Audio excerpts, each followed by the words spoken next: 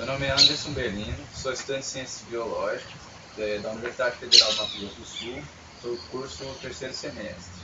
Meu nome é Renan de Almeida, sou estudante de Biologia também da Universidade Federal do Mato Grosso do Sul, atualmente no quinto semestre. O artigo que vamos discutir hoje fala da relação entre o estresse repetido e a resposta a inflamações ocorridas no cérebro. Fala também de como os glicocorticoides, hormônios liberados pelo corpo em situações de estresse, pode, em algumas circunstâncias, ter um efeito contrário, um efeito pró-inflamatório. O estresse se dissemina na população em função do ritmo e das circunstâncias da vida moderna. Foi originalmente descrito pelo endocrinologista austríaco Hans Selye, em 1936. Ele define o estresse como uma reação não específica do corpo à demanda ou exigência feita. O estresse é classificado em dois tipos: estresse físico, que causa situação real de morte, como a hemorragia, e estresse psicológico, que exige processamento cognitivo da informação, como a ansiedade. As respostas dos organismos em situações de estresse envolvem principalmente dois hormônios, os glicocorticoides e a adrenalina, que são secretados pelas glândulas adrenais do corpo. O conceito de estresse está relacionado de homeostasia, que fisiologicamente é o estado de equilíbrio que o organismo deve manter para funcionar adequadamente, como temperatura corpórea, pressão sanguínea, níveis de glicose no sangue, entre outros. Se esses parâmetros variam muito, ou seja, se saem dessa homeostasia, as consequências podem ser graves, às vezes fatais. Portanto, a definição mais precisa seria de que o estresse é qualquer estímulo fisiológico ou psicológico que altera o estado de homeostasia do organismo. Esses estímulos que alteram esse estado são chamados de agentes agressores. A gente vai falar agora de estresse. Respira e conta até 10. Vamos lá. Bom, existem 4 níveis que definem a intensidade do estresse. Pois é, todo mundo sente um pouquinho dessa doença, né? E se a gente não se cuidar, pode chegar à fase 4 fácil, viu? Que é da exaustão. É quando a gente fica muito vulnerável às doenças graves de predisposição genética, como câncer, derrame e problemas no coração. No começo é apenas um estado de alerta. O corpo dá os primeiros sinais de que algo mudou. Os músculos ficam contraídos, aumenta a produção de adrenalina. A pessoa está pronta para o que der e vier, está alerta para o que se passa ao seu redor. É o que se chama fase positiva do estresse, porque te prepara para lidar com qualquer eventualidade. Só que o efeito positivo do estresse deve durar no máximo 24 horas. A partir daí é preciso cuidado para não entrar na fase de resistência. É quando mesmo depois de dormir uma noite inteira, ao acordar a pessoa se sente cansada, a memória fica comprometida. Esquecer de fazer uma ligação, esquecer onde você botou a chave, são esquecimentos bobos do dia a dia. É como se a vida estivesse pesando muito. A evolução do estresse não tem um prazo definido, mas as duas últimas etapas são as mais perigosas. A terceira fase é chamada de quase exaustão.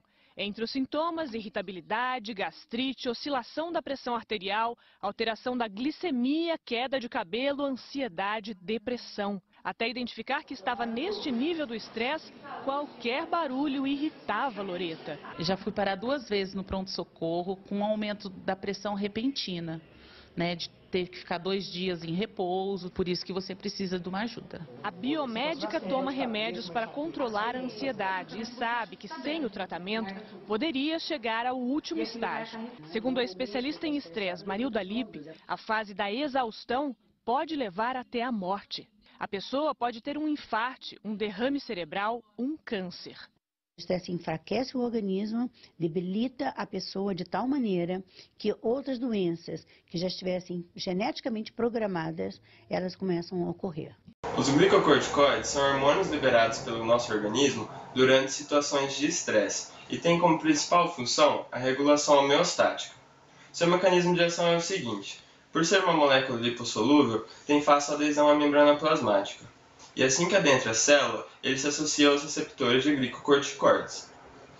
Ao associar com os receptores, ele se move para o núcleo celular, onde vai interferir na expressão gênica, inibindo a transcrição de proteínas inflamatórias, como interleucinas do tipo 2 e 4, interferon gama e TGF-alfa. Os glicocorticoides são encontrados na indústria farmacêutica na forma de dexametasona, betametasona e prednisolona. Durante uma infecção, o nosso organismo cria uma resposta imune que estimula a produção de proteínas que combatem a inflamação, como citocinas e quimocinas. Devido a uma barreira hematoencefálica, o cérebro é incapaz de receber algumas células do sistema imune que são provenientes do sangue. Portanto, para inflamações locais, o cérebro cria uma resposta imune própria, que consiste em substâncias liberadas por neurônios e pelas células da glia que ativam a molécula NF-κB, que ao se associar com os glicocorticoides, realizam um efeito anti-inflamatório. Inhaled corticosteroids work at many levels in airway disease, such as asthma and chronic obstructive pulmonary disease, or COPD.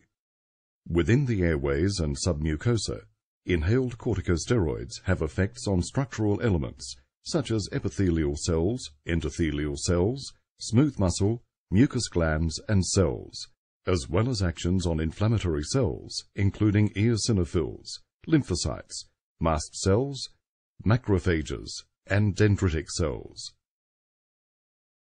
Corticosteroids are small hydrophobic molecules that freely cross the plasma membrane.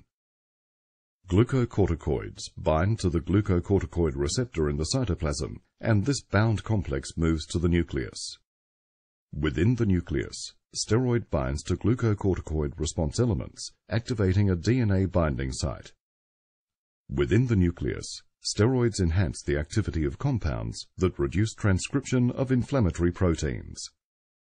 The production of inflammatory cytokines, including interleukins 1, 3, 4, 5, and 8, TNF-alpha and GM-CSF are reduced. Reduction in cyclooxygenase and phospholipase A2 and an increase in lipocortin 1 reduces production of inflammatory prostaglandins and leukotrienes. Nitric oxide synthetase is reduced, and this leads to a reduction in nitric oxide. Steroids reduce endothelial expression of adhesion molecules and cellular activation and migration, so leukocyte chemotaxis is reduced. Steroids increase endonucleases that increase apoptosis of lymphocytes and eosinophils. O estresse crônico potencializa a expressão de genes pró-inflamatórios no córtex pré-frontal e no hipotálamo, dois componentes do circuito vicioso do medo, segundo o cientista Robert Sapolsky. Para a análise da influência do estresse crônico sobre a ativação da molécula NF-κB, a autora do artigo realizou, em laboratório, experimentos com ratos. Para isso, ela expôs os ratos a situações totalmente estressantes, como, por exemplo, nadar 15 minutos sem descanso e a inversão de hábitos, onde ligou a luz durante a noite e apagou a luz durante o dia. Para analisar a hipótese desejada, foi inserido um antagonista dos receptores de glicocorticoides, o mifepristone, RU486. Encontrado em algumas bactérias, é um lipopolissacarídeo que possui função patógena inflamatória. O resultado foi o seguinte: a diminuição da inflamação no córtex pré-frontal e no hipotálamo sobre a atuação desse antagonista, comprovando que, em indivíduos que estão expostos ao estresse intenso, a associação de glicocorticoides com a molécula NF-κB tem um efeito contrário, ou seja, possui um efeito inflamatório. Para nós, baseado nos estudos da autora, ficou comprovada a necessidade de mais pesquisas para se analisar os efeitos benéficos e deletérios dos glicocorticoides, já que são hormônios utilizados na indústria farmacêutica e também em tratamentos terapêuticos.